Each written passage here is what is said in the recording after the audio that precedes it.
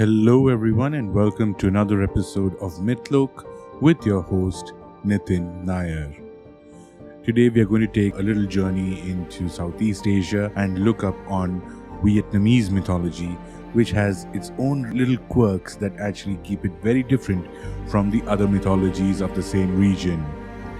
In Vietnamese mythology, today we are going to be looking at CHU DONG TU. In Vietnamese mythology, CHU DONG TU is regarded as one of the four immortals of the country, along with Tien, Thang Yong and Liu Han, of which Liu Han and Thang Yong have been covered in an earlier episode of this podcast, so please do check it out. In legends, CHU DONG TU appeared on a golden or yellow dragon and was able to meet Trieu Quang Phuc, a 6th century resistance leader. In Vietnam, CHU DONG TU is regarded as a saint, and his story with Princess Tien is one of the oldest stories in the mythology. CHU DONG TU was a mortal by birth and exhibited all the physicality of a regular person who lived at the time. Due to his extreme poverty, all depictions show him as being malnourished before his wedding. He was later shown as becoming more saintly as he aged. CHU DONG TU was married to Princess Tien, who was the daughter of Hung Wong, who was the king of the province in ancient Vietnam. The love story of CHU DONG TU is celebrated as the Vietnamese version of Valentine's Day.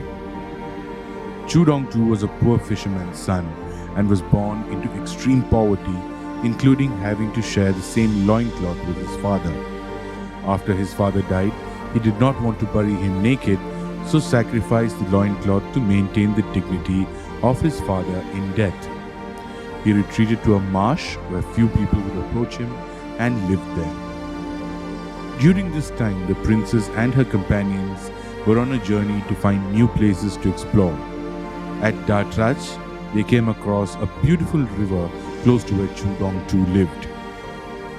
After granting the princess's wish to bathe in the river, the servants set up a tent on the shore.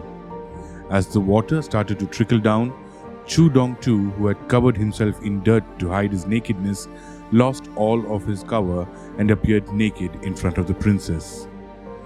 Upon seeing CHU DONG TU, the princess immediately covered herself. The young man then told her that he had used his only clothes to clothe his father and had to hide from people and fish in the dark. The princess was not angry with CHU DONG TU as he had done nothing wrong. However, she ordered the servants to clothe him and prepare for their wedding. The king was angered by the marriage of the princess to a poor commoner and then disowned the couple and forced them to work to feed themselves. During his business trip, CHU DONG TU met Phat Quang, a sage whom he accepted as his teacher. CHU DONG TU was a skilled trader and built quite a reputation as a fair and ethical businessman. His association with his mentor assured that he followed the teachings of Tao in his life. When CHU DONG TU went back to his wife after his education with Phat Quang, he was in possession of a conical hat and a pilgrim staff gifted by his teacher. He and his wife converted to Taoism and decided to wander the lands. Feeling very tired one day, they stuck the staff and hat on the ground and went to sleep. They awoke to a clap of thunder and a magic citadel emerging from the ground. There were fabulous palaces, housing and other buildings, and the population came forward to welcome them and invite them to run the kingdom.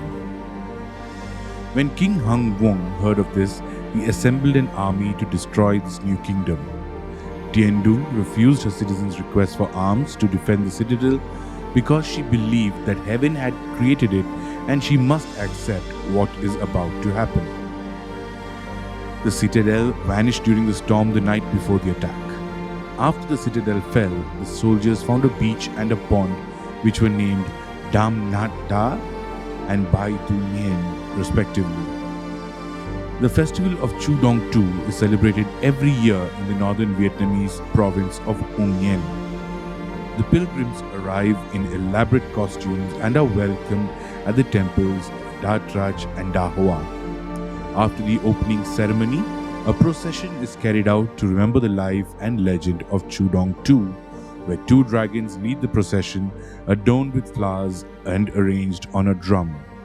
The festival begins with a procession consisting of several weapons and musicians. The participants then sit in various boats and dig into the river for the offerings at the temple. Various forms of entertainment are also performed during the festival, such as grappling and human chess. Singles visit the festival to find their husband or wife, and the event is also celebrated as Oriental Valentine's Day. Various forms of entertainment are also performed during the festival, such as martial arts competitions and folk songs. As you can see, the legend of CHU DONG TU inspired the romantic escapades of the Vietnamese people from the very early on, and keeping those traditions alive even today with festivals and elaborate rituals that are conducted every single year is a testament to the fact that the people of Vietnam are really keeping their traditions and mythology alive even today. We will be exploring a lot more similar couples and other romantic stories in the days to come. But until then, this is your host Nitin Nair signing out by reminding you once again that Mythlok is the home of mythology.